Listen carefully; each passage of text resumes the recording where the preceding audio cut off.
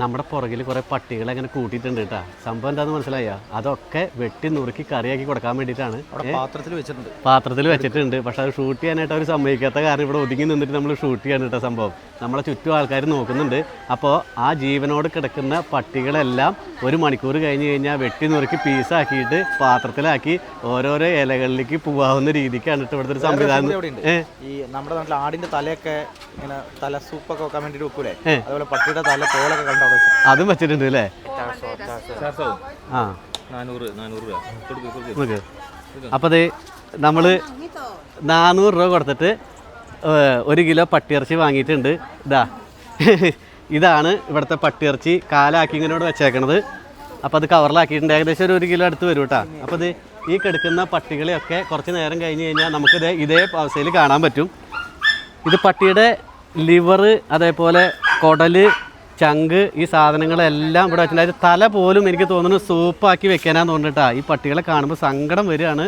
അപ്പോൾ നമ്മളിത് ഒരു കാല് മേടിച്ചിട്ടുണ്ട്. അപ്പം ഇനി വീട്ടിൽ പോയിട്ട് അത് കറി വെച്ചിട്ട് കഴിച്ചിട്ട് അതിൻ്റെ രുചി എങ്ങനെയുണ്ടെന്ന് പറയാട്ടാ. അതെ, ഇന്ന് ഞാൻ നിങ്ങൾക്കൊരു കിടിലൻ സംഭവം പരിചയപ്പെടുത്തി തരട്ടെ. അതിൻ്റെ ലിങ്കും റെഫറൻസ് കോഡും ഞാൻ താഴെ കൊടുത്തിട്ടുണ്ട്. തീർച്ചയായിട്ടും നിങ്ങളുടെ ജീവിതത്തിൽ ഉപകാരപ്രദമായിട്ടൊരു ആപ്ലിക്കേഷൻ ആവൂട്ടാ. ഈ ആപ്ലിക്കേഷൻ ഡൗൺലോഡ് ചെയ്തെടുത്ത് ഒരാഴ്ചക്കുള്ളിൽ ലക്കി ഡ്രോയും ഉണ്ട്. അപ്പോൾ ഓക്കെ അല്ലേ? ശരിക്കും ആ മാർക്കറ്റിൻ്റെ ഉള്ളിൽ നിന്ന് നമ്മൾ ഇറങ്ങിയപ്പോൾ നെഞ്ച് പടയുന്ന വേദനയോട് കൂടിയാണ് അല്ലേ? ശരിക്കും കെട്ടി എന്താ പറയുക പൂട്ടിയിട്ടിരിക്കുന്ന പട്ടികൾ നമ്മുടെയൊക്കെ വീട്ടിൽ എന്താ പറയുക നായ്ക്കളെ നമ്മൾ വളർത്തുന്നതാണ്. ഇത് കാണുമ്പോൾ നമുക്ക് നെഞ്ചിരിപ്പാണ്. പക്ഷേ തെരുവ് നായ്ക്കളെ പോലും എന്തെങ്കിലുമൊക്കെ ചെയ്യുന്ന സമയത്ത് അതിനെതിരെ നമ്മുടെ നാട്ടിൽ വലിയ പ്രശ്നങ്ങൾ നടക്കുന്ന സാഹചര്യത്തിൽ ഇവിടെ അതിനെ പച്ചയ്ക്ക് എന്താ പറയുക കട്ട് ചെയ്ത് ജനങ്ങൾക്ക് തിന്നാനായിട്ട്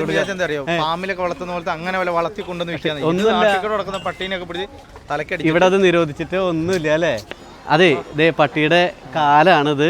അപ്പോൾ നമുക്കിത് എന്തെങ്കിലും കൊണ്ടുപോയിട്ട് കഴിക്കാനോ പറ്റില്ല. നമ്മൾ ഈ വീഡിയോയിൽ പറയുന്ന പോലെയല്ലല്ലോ. അപ്പോൾ അത് ഇവിടെ കൊടുത്തിട്ടുണ്ട്. നമ്മളിതിന് പൈസ ഒന്നും മേടിച്ചിട്ടില്ല. ഇതും പിടിച്ചോ, no money return. No money അല്ല, പുഴു. ഇത് പുഴുവാണ് കേട്ടോ. അപ്പോൾ ഇതെല്ലാം നമ്മളോട് ഏൽപ്പിച്ചിട്ടുണ്ട്. പ്രസൻറ്റേഷൻ കൊടുക്കാൻ എന്താ പറയുക? എന്താ കൊടുക്കാന്ന് പറയാ? My presentation. ഓക്കെ, കേരള.